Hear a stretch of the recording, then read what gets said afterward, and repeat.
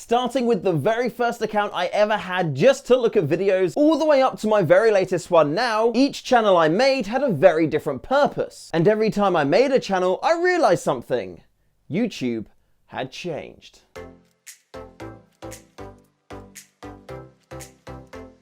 When I first discovered YouTube, I made my first account, Mullins89, which I used to follow creators like Charlie Is So Cool Like, DAVEDAYS, and Day. YouTube for me back then was this amazing discovery. There was all of this content being made and they were doing all of the things that I wanted to do. Like at this time, I already had a load of videos that I'd made and was saved on my computer, and it was cool to be able to finally get it out in the world for people to see. Granted, people probably didn't want to see those videos, but it was nice that I now had the option to get people to see it anyway. I remember the first time I saw a YouTube collab. DAVEDAYS was doing this Justin Bieber Baby kind of cover parody, and all of a sudden he sang, "I move away from the microphone to breathe." And I was like, wait a minute, I know who says that.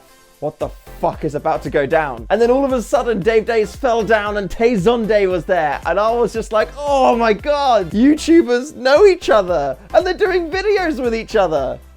This is amazing. And it was from that point where I decided to, I'm gonna put these videos online that I've made. So I put Diary on, a skateboarding documentary, and also a short video later on called Flat Wars. And back then, I can't really think of any restrictions that you had when you were setting up your account or when you were using your account. I guess it's probably because there wasn't that many features on YouTube at the time. However, the one thing that definitely does stand out is the way that YouTube picked the thumbnail, which was the very middle frame of the video. So you'd be watching a video and then randomly right in the middle for a few seconds, it would just have like whatever the content creator wanted to be the thumbnail there. It was strange, but it was the norm. Shortly after I set up the first channel, I went to university and I wanted to do more. It was also the time where I was like, hey, I'm gonna give being a YouTuber a go, because why not? It looks like fun and I enjoy making videos. And that's when I made my A Night with Mullins channel. A Night with Mullins.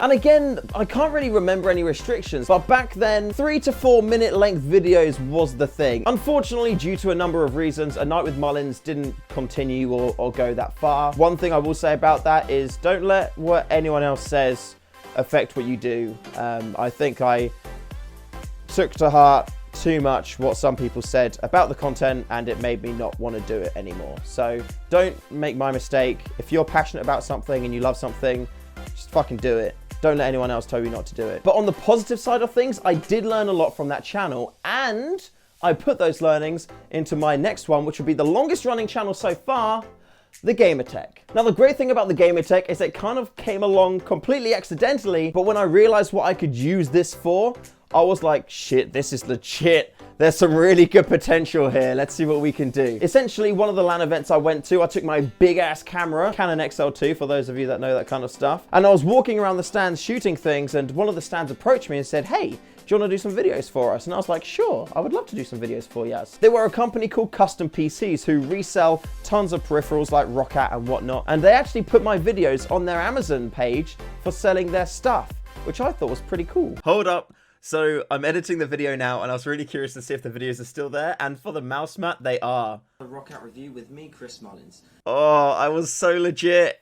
I was trying to be so professional. So I created a ton of content, and I was getting products sent to me as well. Like, it didn't seem that viewers or subs at that point in time was too much of an issue. Definitely not the way it works now though. Nowadays, analytics is everything. You need to have X amount of subscribers, you need to have X amount of views per month, you need to have a certain demographic on your video, so it can be quite tricky to get involved in that kind of circle. In terms of adverts, I can't really remember what you had to do in order to get them enabled. There must have been some kind of process or requirements to views or videos uploaded or subscribers or something like that, but I genuinely can't remember off the top of my head. But I do remember networks. So for those of you that don't know, networks is a thing that you can join where instead of getting YouTube AdSense money, the network takes all of that and then pays you money because they can take special ad requests from companies. Networks back then were all the rage, and trying to find a good one was so important if you wanted to try and make your living from YouTube. So I got myself a network and I started to get money every month,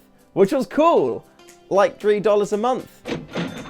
Not bad for making loads of videos every month. Needless to say, I didn't think about quitting my day job just yet for that YouTube money. But an interesting thing to point, videos at this time were starting to get longer. So instead of being, you know, super short back in the day, they're now looking about being the 5-6 minute mark. And that brings us to today with StayFreshShoe. And when I set up the channel, oh my days, everything was not enabled and tons of things had requirements that you had to reach before you could do it.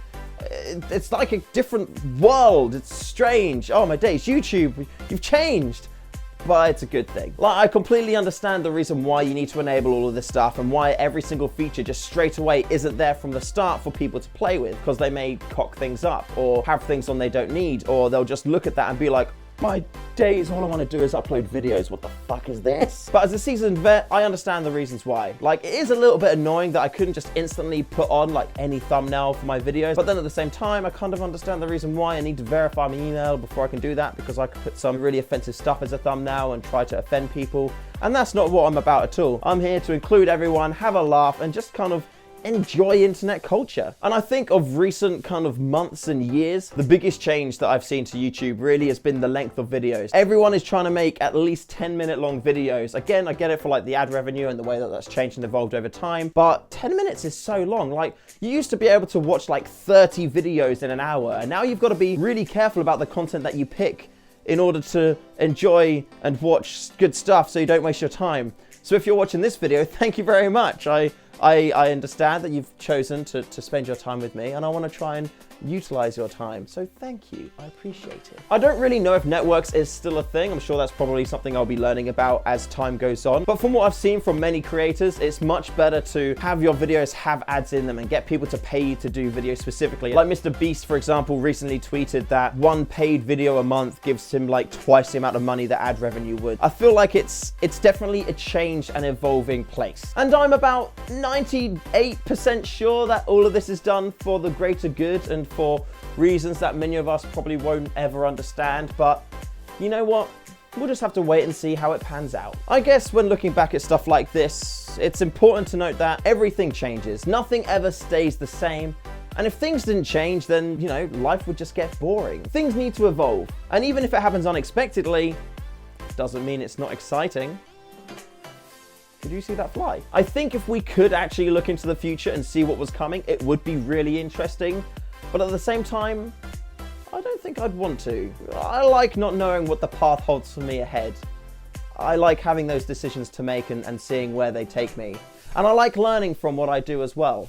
So, yeah, I don't think I would want to know what's coming up. Would you? And that is it for this video. So thank you very much for watching. Thank you for your time. Like I said earlier, you didn't have to be here, you don't have to watch this, but I appreciate that you've decided to spend your time with me. So cheers. And if you want to spend some more time with me, then, you know, tap my bell as well, and then you'll get notified when there's more things for you to watch. So until next time, see you later. And subscribe, you know, like I said, YouTube's evolved over time, and the more subs I have, the more things I can enable on the account. So yeah, if please do that. That'd be lovely. Cheers. Are finger guns still cool? I don't know if finger guns are cool or not. Should I stop doing them? Let me know in the comments.